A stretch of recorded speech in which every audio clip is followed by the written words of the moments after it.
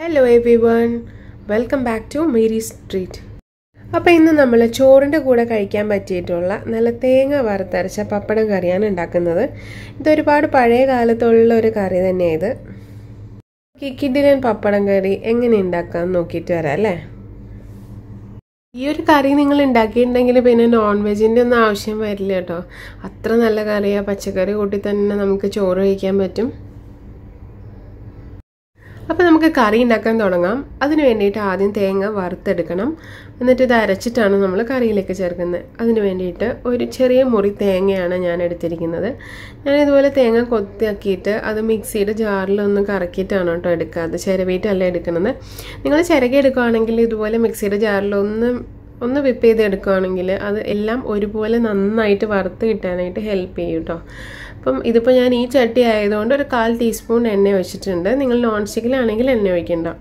തേങ്ങ വറുക്കുന്നതിൻ്റെ കൂടെ നമ്മൾ ഒരിതള കറിവേപ്പിലയും കുറച്ചൊരു 10-15 മണി കുരുമുളകും ഒരു ചെറിയ കഷ്ണം ഇഞ്ചിയും 2 കഷ്ണം വെളുത്തുള്ളിയും ചേർക്കുന്നുണ്ട്. അതൊന്ന് ചേർത്ത് നന്നായി ലൈറ്റ് ബ്രൗൺ ആവുന്നത് വരെ ഒന്ന് വറുത്തെടുക്കണം.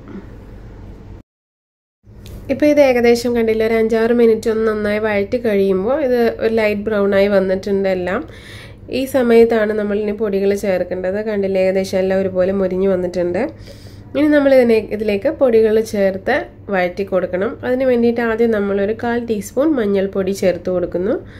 ഈ മഞ്ഞൾപ്പൊടി ഇട്ട് നന്നായിട്ടൊന്ന് വഴറ്റണം കേട്ടോ. അപ്പോഴാണ് അതൊന്ന് മുരിഞ്ഞ് കിട്ടുക. ഈ നല്ല ലോ ഫ്ലെയിമിലാണ് ഈ സമയത്ത് ഇടേണ്ടത്. കുറച്ച് കഴിയുമ്പോൾ അങ്ങ് തീ ഓഫ് ചെയ്തേക്കണം. പൊടികൾ ഇട്ട് വരുമ്പോൾ 2 ടീസ്പൂൺ മല്ലിപ്പൊടി ചേർക്കുന്നുണ്ട് ഇതിലേക്ക്. ഒരു 12 പപ്പടമാണ് ഞാൻ കറി വയ്ക്കാൻ എടുക്കുന്നത്. അതിന് വേണ്ടിയിട്ടാണ് ഇത്രയും മസാല ചേർക്കുന്നത്. നിങ്ങൾ എടുക്കുന്ന അളവനുസരിച്ച് ഇതിനകത്തൊക്കെ മാറ്റം വരുത്തണം കേട്ടോ. അപ്പം 2 ടീസ്പൂൺ മല്ലിപ്പൊടി ചേർത്ത് ഞാൻ തീ ഓഫ് ചെയ്തു ഇപ്പം തന്നെ. അല്ലെങ്കിൽ ഒരുപാട് തീ കൊടുത്തു കഴിഞ്ഞാൽ അതങ്ങ് കരിഞ്ഞു പോകും. നല്ല ചൂടായി കിടക്കുമല്ലേ തേങ്ങയും ചട്ടിയെല്ലാം.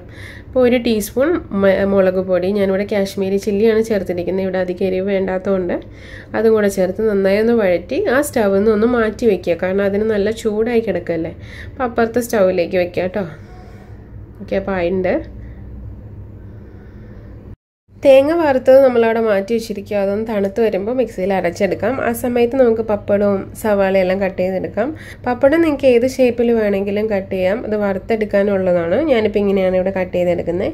അതിലേക്ക് ഒരു സവാള, ഒരു മീഡിയം ടൈപ്പ് സവാളയും 2 പച്ചമുളക്, കുറച്ച് കറിവേപ്പില എടുത്തിട്ടുണ്ട്.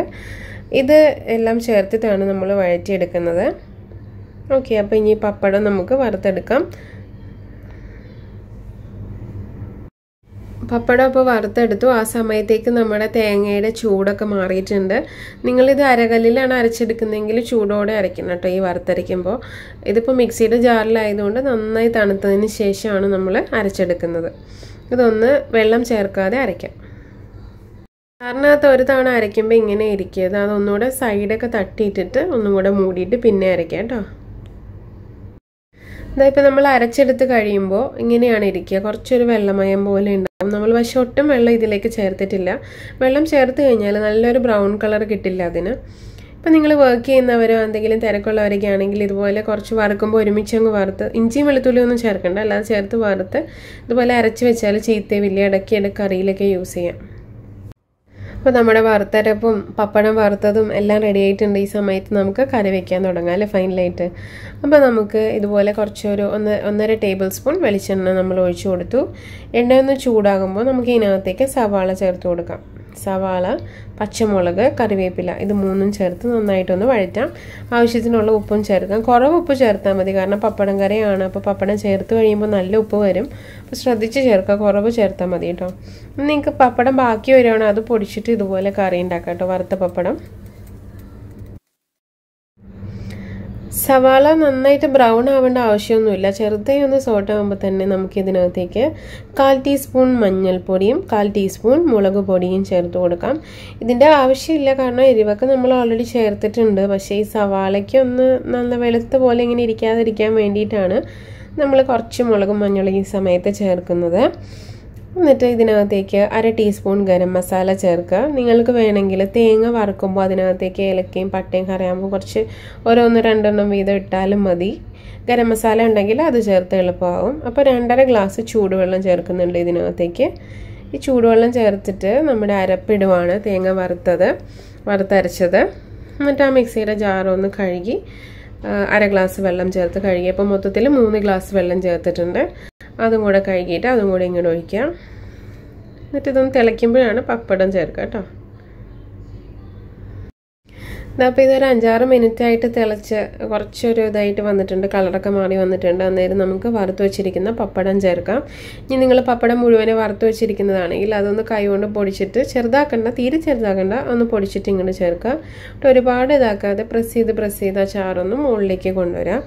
ഇനി ഇതൊരു 5 മിനിറ്റ് മൂടി വയ്ക്കുമ്പോൾ കുറച്ച് തിക്കായിട്ട് വരും. അതിന് വേണ്ടിയിട്ടൊന്ന് മൂടി വയ്ക്കാം. 5-6 മിനിറ്റ് കഴിഞ്ഞ് തുറന്ന് നോക്കുമ്പോൾ പപ്പടമൊക്കെ നല്ല സോഫ്റ്റായി കാണും. ഇനി പൊട്ടിയൊന്നും പോകത്തില്ല, നല്ല സോഫ്റ്റായി വന്നിട്ടുണ്ട്. നിങ്ങൾക്ക് ചാറിൻ്റെ തിക്നെസ് നിങ്ങൾക്ക് തീരുമാനിക്കാം കേട്ടോ. കുറച്ച് നേരം കൂടെ തിളപ്പിച്ചാൽ നല്ല, അല്ലെങ്കിൽ തണുക്കുമ്പോൾ എന്തായാലും കുറച്ച് തിക്കാവും. അപ്പോൾ ഇത് നമ്മുടെ ആവശ്യത്തിന് തിക്നെസ് ആയിട്ടുണ്ട്. നമുക്ക് മൂടി വെച്ച് തീ ഓഫ് ചെയ്യാം കേട്ടോ. അപ്പോൾ നമ്മുടെ പപ്പടം കറി ഇവിടെ റെഡി ആയിട്ടിരിക്കുന്നുണ്ട്. ചോറെടുക്കാം. നമുക്ക് നല്ലൊരു ഒഴിച്ച് കറിയായിട്ട് നമ്മുടെ പപ്പടം കറി വയ്ക്കാം. എല്ലാം വെജിറ്റേറിയൻ കറിയാണ്, കണ്ടില്ലേ. നോൺ വെജിൻ്റെ ആവശ്യമൊന്നുമില്ല ഈ കറി ഉണ്ടെങ്കിൽ. നല്ല ടേസ്റ്റാണ് കേട്ടോ കഴിക്കാനായിട്ട്. കണ്ടില്ലേ, ഗ്രേവിയൊക്കെ കറക്റ്റ് പാകത്തിനുള്ള തിക്നെസ് ആയിട്ടുണ്ട്. കുറച്ച് നേരം കൂടി ഇരുന്നത്, ഇപ്പോൾ ഒരു മീഡിയം ചൂടാണ്. കുറച്ച് നേരം കൂടി ഇരുന്നാൽ നന്നായിട്ട് അത് തിക്കായി വരും കേട്ടോ.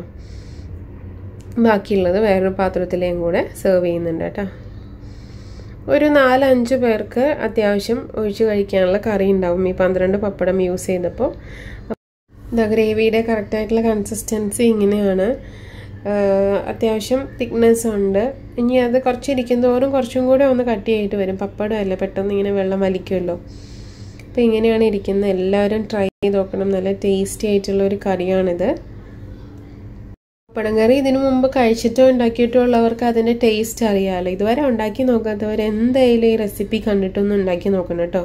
ഇതൊരു മസ്റ്റ് ട്രൈ ആണ്. പണ്ട് മുതലേ നമ്മുടെ അമ്മമ്മമാരും ഒക്കെ ഉണ്ടാക്കാറുള്ളൊരു സ്പെഷ്യൽ കറിയാണിത്. തേങ്ങയൊക്കെ വറുത്തരയ്ക്കാൻ നിങ്ങൾക്ക് ബുദ്ധിമുട്ട് തോന്നുവാണെങ്കിൽ തേങ്ങ വറുത്തരയ്ക്കാത്ത വേറൊരു വെർഷനും കൂടെ എൻ്റെ കയ്യിലുണ്ട്. അത് നമുക്ക് പിന്നീട് ഒരിക്കലും ഷെയർ ചെയ്യാം അതിൻ്റെ റെസിപ്പി. അപ്പോൾ എപ്പോഴും പറയുന്ന പോലെ ലൈക്ക് ചെയ്യുക, കമൻറ്റ് ചെയ്യുക, ഷെയർ ചെയ്യുക. ഇനി ഇതുപോലത്തെ റെസിപ്പീസ് കിട്ടാൻ മേരി സ്ട്രീറ്റ് സബ്സ്ക്രൈബ് ചെയ്യുക. Thank you. Thank you for watching. Bye bye. See you.